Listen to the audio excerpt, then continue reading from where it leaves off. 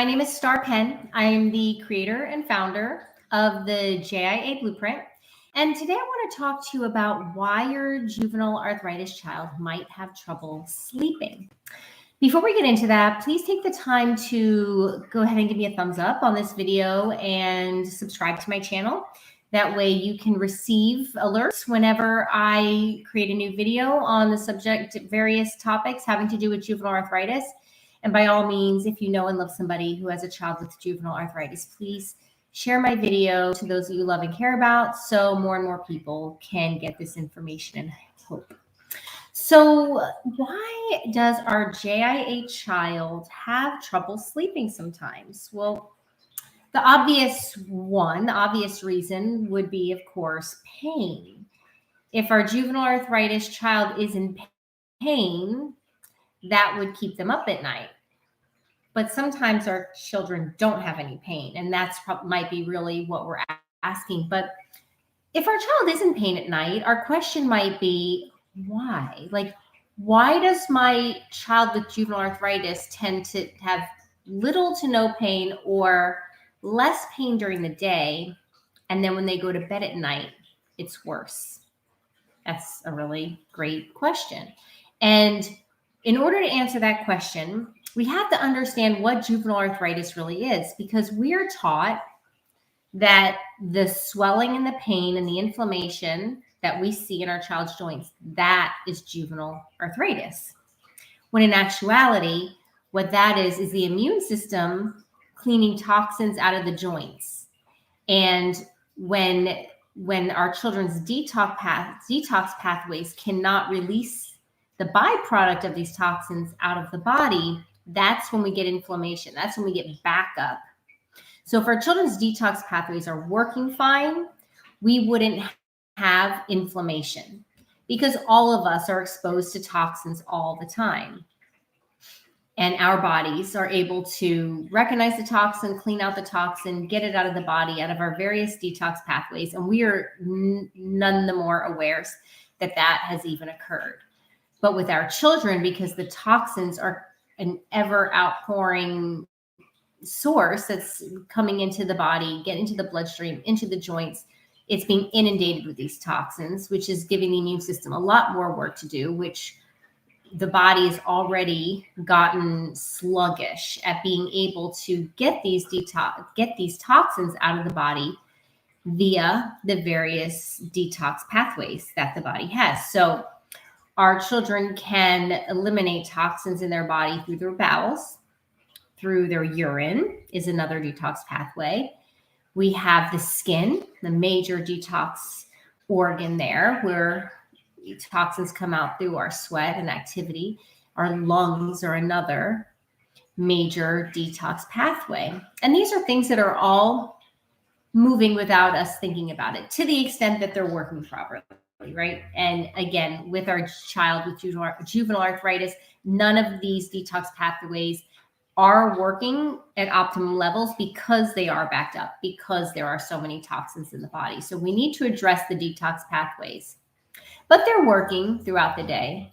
And another detox pathway that's really working through us throughout the day is the lymphatic system. The thing about the lymphatic system is that it needs to be stimulated manually at all times. The lymphatic system, unlike all the others, don't just operate on their own. If we move, it moves. If we don't, detox pathways doing the best that they can, a little bit of pain or less pain throughout the day, again, because none of them are working at optimum level. We need to really support those detox pathways and rebuild them and restore them. But when our child goes to rest and everything calms down, that lymphatic system has completely stopped as well, which means that the immune system now is going after these toxins, usually typically at night. Don't we already know that the body does a lot of healing while we sleep? If somebody had a surgery or is sick, we say you need rest, because that's when your body heals and repairs itself.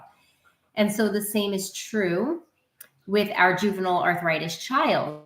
When they go to rest, that is when the immune system comes out.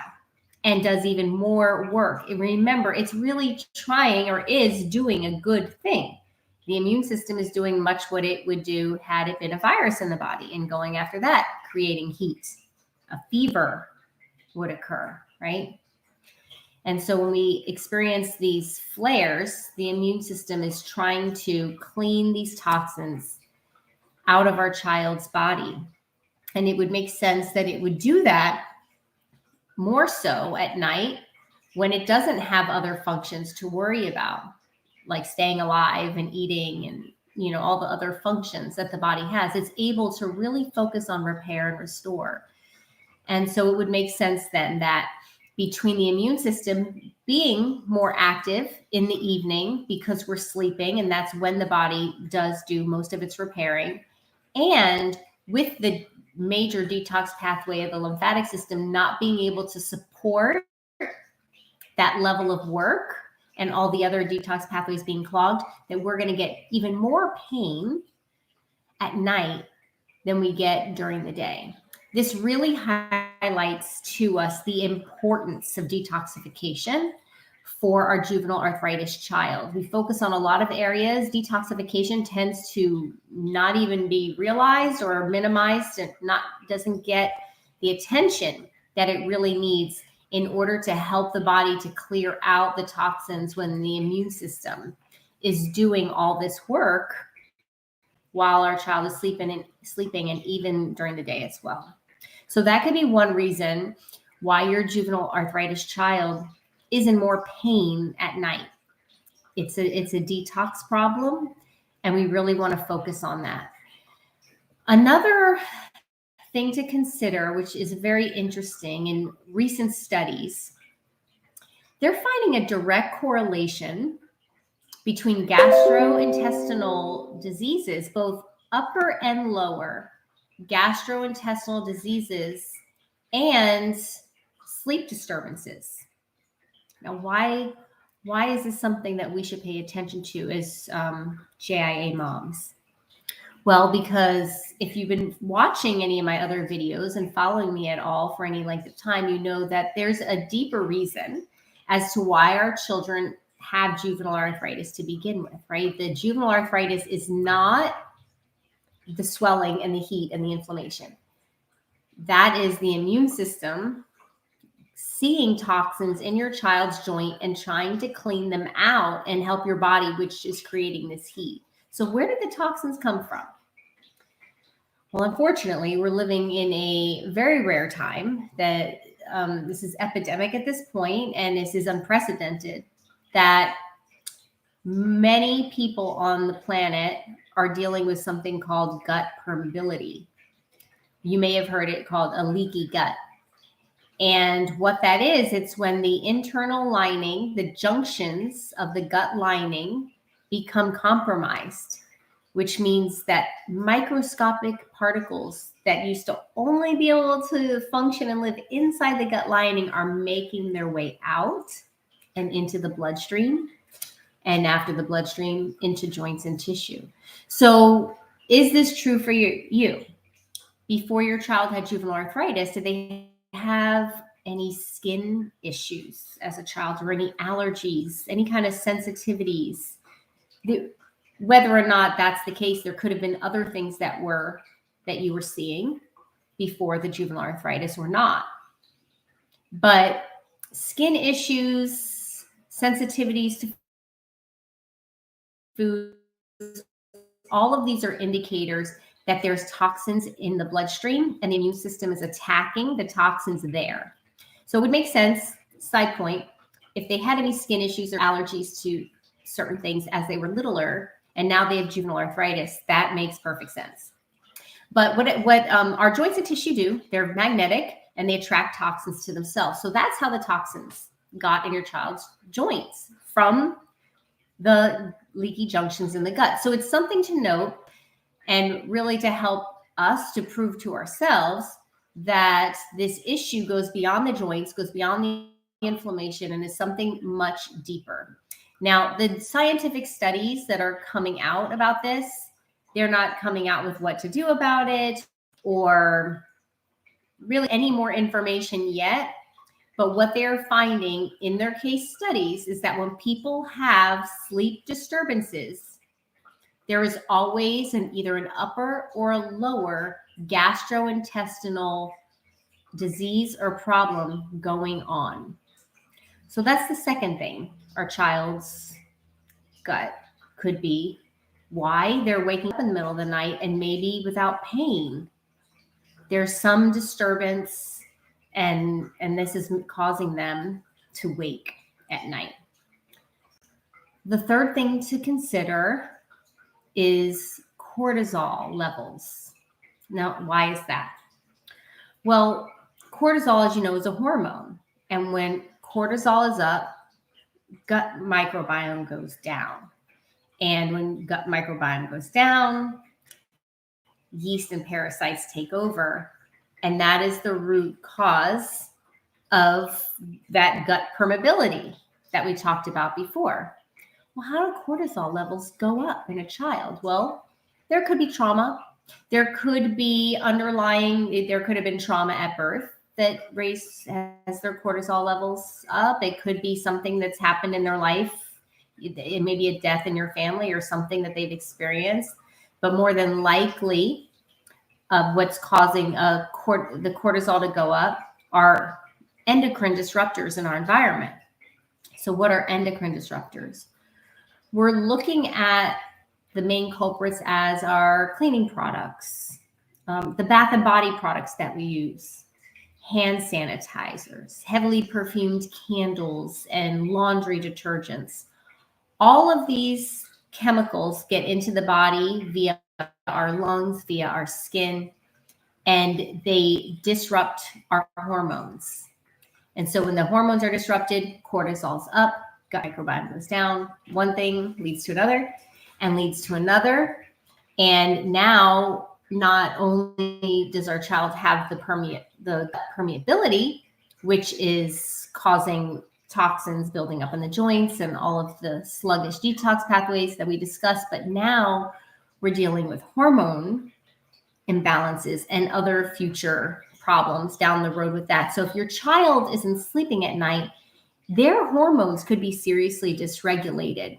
And it could, although they have juvenile arthritis and although it's a leaky gut problem, and all these things are things we need to address, but their hormones could seriously be dysregulated by environmental factors and also from lifestyle events that may have occurred in their life that need to be dealt with.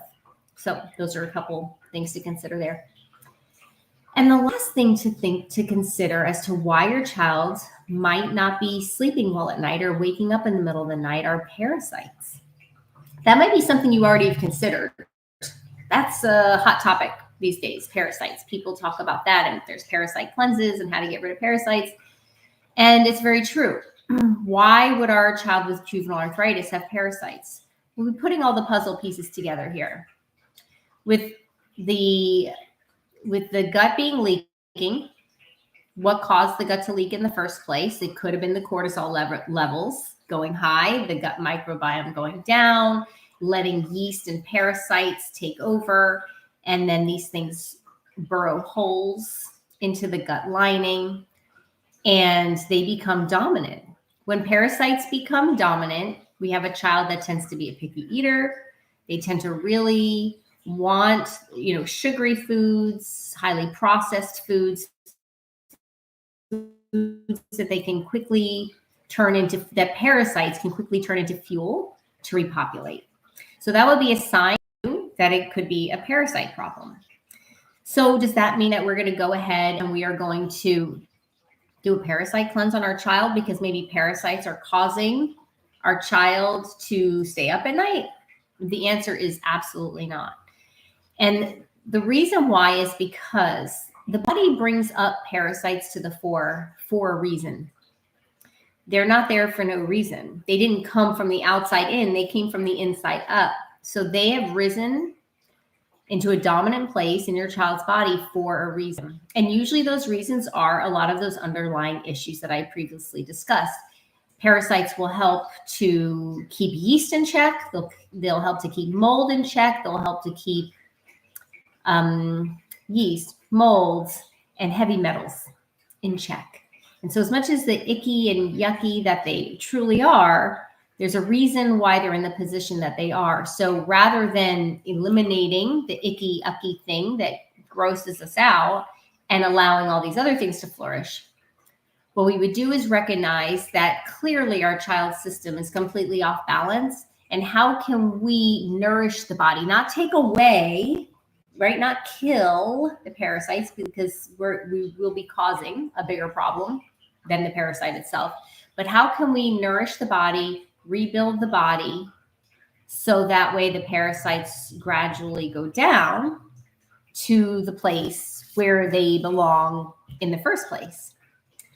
So that's something to consider. And also, why at night? Well, parasites do come together at night to procreate, to repopulate, to kind of hang out. And it's also noteworthy as to during the full moon, interestingly enough, is when they come out of all the crevices. They get pulled in from the pull from the moon, from all the crevices of the body, and they gather there in the gut, and they really start to breed in there during a full moon. So whether you or your child, if you tend to notice that you don't sleep well on a full moon, that very well is likely caused by parasites keeping you up at night. Again, the answer isn't just to go in and kill the parasites, but it's to get them to go back into their proper place. So how do we deal with all these things? We've established, and now we understand why our child might be staying up at night. And it could be, and likely is, a combination of all those things. Because the body is one thing, and it's very rarely just one part of our body that's off and then the rest is perfectly healthy. Everything fits in just so perfectly. So if one thing is off, it's going to trigger a cascade, and all these things will be slightly off. The good thing is a lot of times when we fix one thing, the body is so wise, a lot of other things fix themselves too. So how can we go about handling this problem with our child not sleeping at night? Well, the first thing that we want to do, let's go in the order, if I can recall exactly the way we went and what we were talking about. The first thing is, right, when they go to sleep and the immune system is going and cleaning house and working and doing all this stuff, we're having trouble detoxing them, right? The lymphatic system is asleep because we're asleep. All of the other detox pathways are already sluggish, are they not? And so this is why the pain is building up, the inflammation is building up when we sleep, because we can't get this byproduct out as fast as the immune system's working. So detox, that's something we really want to focus on. We want to make sure that we're keeping up with the body's demand. As it wants to heal, are we its partner in healing and helping to do that? The second thing we want to look at is, let's look at the endocrine situation. Our household cleaning products, our body, our care products, what we fragrance our home with, all of these things are things that we can easily swap out for healthier options.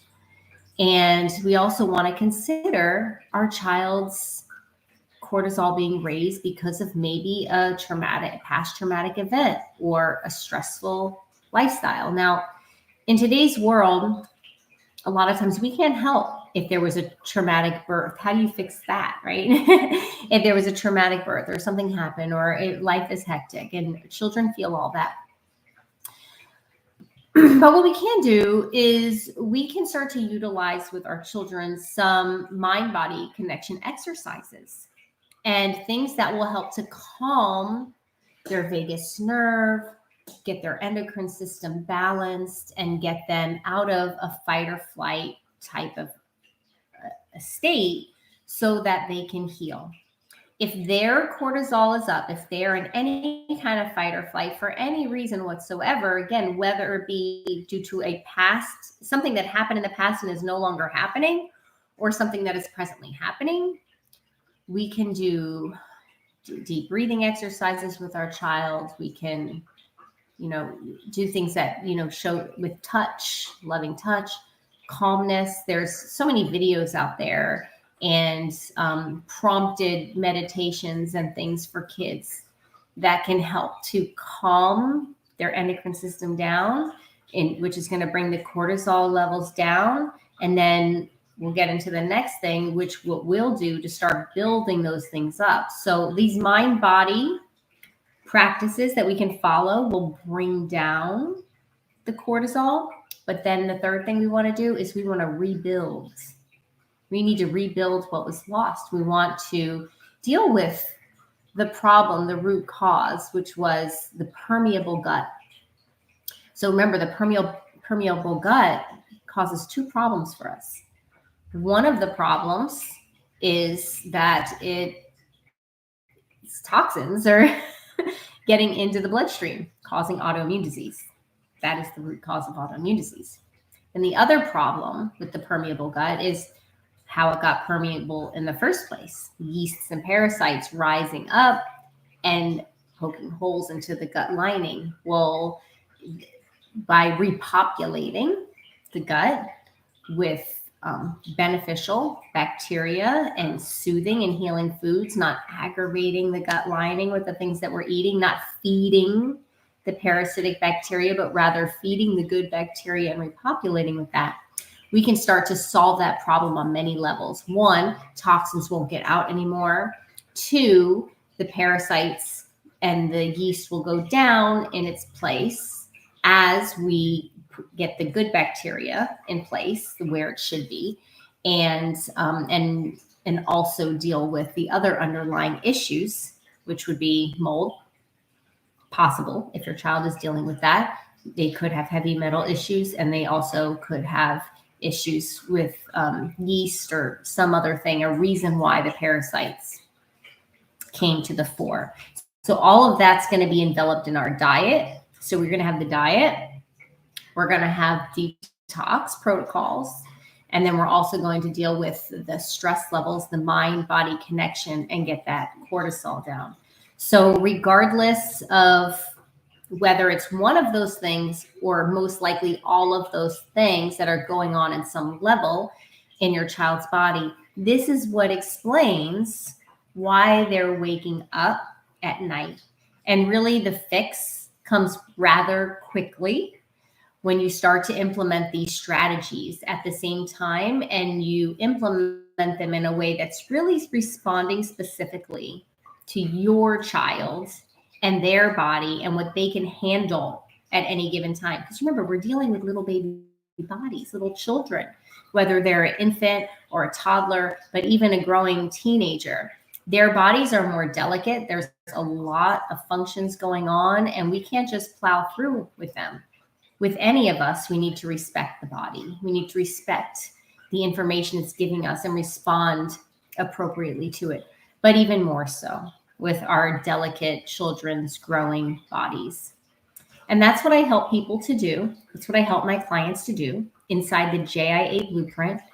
We deal with all of these things at the same time and in appropriation to how your child is responding to the various methods that we're doing. And usually within days to maybe a week at the most, our children are sleeping through the night again. So I hope this information is helpful for you. I encourage you to go ahead and watch some of my other videos. If your child does have juvenile arthritis, I really do hope that these things, this information that I share, will help you on your journey to reverse your children's juvenile arthritis. And if you are looking for any additional help, please feel free to reach out to me. The information is below. You can email me at jiablueprint@gmail.com, or you can message me right here inside YouTube, and I'll make sure to correspond with you and help you in any way that I can. All right. Have a good day.